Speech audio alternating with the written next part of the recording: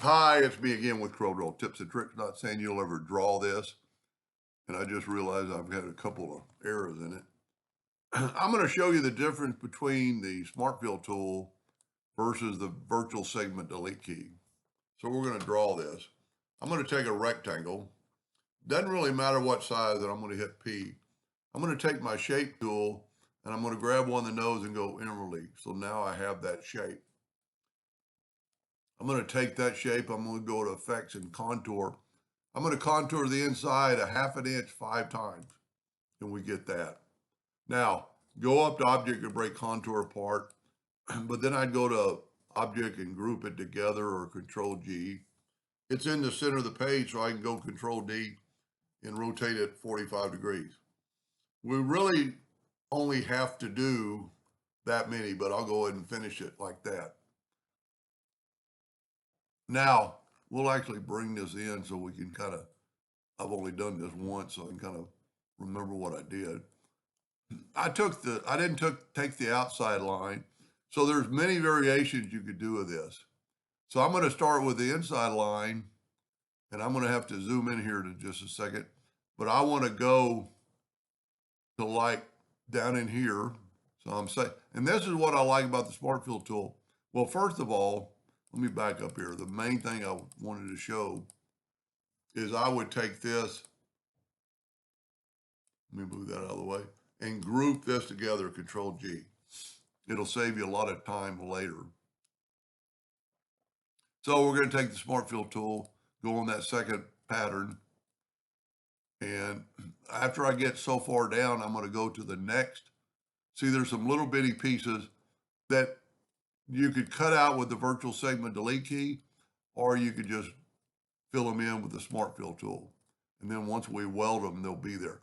Now I'm going to go ahead and go here so we kind of know where we're going to meet. And like I said, you could make so many different variations of this. And we're going to fill in that and that and that and that and that. I'm trying to get to a point. Let me make sure I've got them all. See, there's some little bitty spots that I missed in the previous one. And then we're going to go, you know what, probably just to there. So I'm going to, that's what I like about the the Smart Fill tool. I can fill that in. So I need one more little part. Now, that's what I wanted. So because this is a group, I can select all the blue, see 34 Smart Fills. I can weld them together, and now they're all one piece. Now I can move this out of the way. And because we're working at the center of the page, I can Control D, but I have to alternate C to turn the ratio into there, or the rotation, and then I'll just rotate it 45 degrees, Control D all the way around. And like I said, you could actually fill in, to this line on both of them. You could have, let's just kind of play with that. Because this is a group, we could hit P and put it back in the center of the page. Well, maybe that's not that one. Maybe it's this one. Yep, there we go. And then you could do other things. You could, you know what? Let's undo the other ones, because that way when we rotate,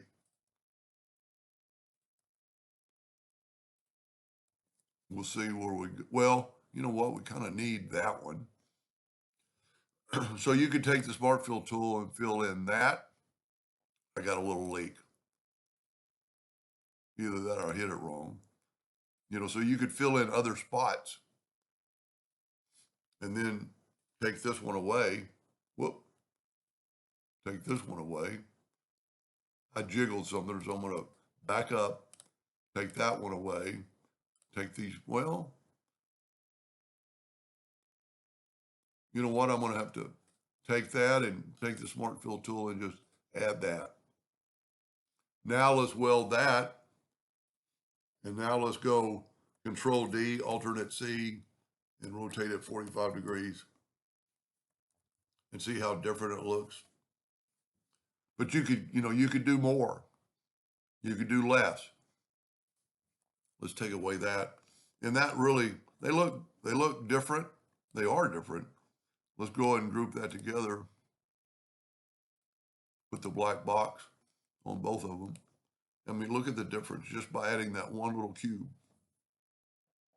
Anyway, I hope that helps somebody someday, and thank you for watching.